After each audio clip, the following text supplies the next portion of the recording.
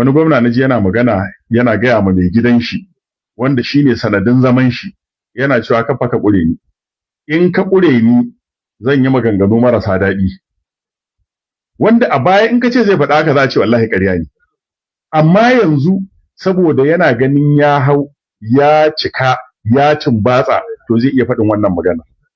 Amma shi bawan Allah, akwai sanda wani bawan Allah zaka ji ya ce Allah bana son komai a gurinka? Akwai lokacin da wani bawan Allah zaka ji ya ce ni dafa iya ishe ni haka?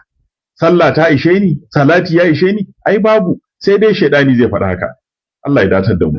To sai malam yake cewa sabbattu tofa da zafi-zafinta domin a karo na farko Abba Gida ya bayarwa da injiniya Rabi'u Hanko su zazzafan martani. Ai da ce masa fa ni ba yaron ka bane ba, ta ya za a yi dan shekara 67 ne kalli dan shekara 63 ya ce masa yaro. Ya ƙara cewa fa idan aka matsa fa yanzu za su fara fada ba da ku ji cikin furcin nashi bai ce da injiniya Rabi'u Hanko sai ke ba, amma fa wannan furcin nashi na zuwa kwana ɗaya bacin da injiniya Rabi'u Hanko sai interview da gidan jaridu. A inda a cikin interview nashi injiniya Rabi'u Hanko sai ke cewa fa an yi musu cin butulci, kuma cin butulcin da aka musu a jihar Kano ba wai iyaka su aka yi ba, an yi wa 'yan jihar Kano da duk wanda ya kada kuɗi a sabatilci ne, domin an ɗauki gumin su da wahalar su an kai wa abokan hamayya suna shan roman aikin da basu yi ba. Sannan ya kara da cewa fa za a yi zaben da ba taɓa yi makamancin shi a Kano ba, kuma jira yake ma ayyana shi a matsayin dan takara a jam'iyyar NDC da yake zai zo ya saka sunan shi akan ballot paper domin a yaki gwamnatin Abba Gida. To ba abin tambaya nan shine shin za ku zaɓa Injiniya Rabi'u Kwankwaso, ko in ce shin za ku zaɓi ɗan takarar Injiniya Rabi'u Kwankwaso a jihar Kano, ko kuna bin bayan Abba Gida? Shi da Abba Gida ya ce fa shi ba yaro bane, ba a dina ce masa yaro. Kun ji da kunnen ku ce dan shekara 69 fa bai sai ce wa dan shekara 63 yaro ba.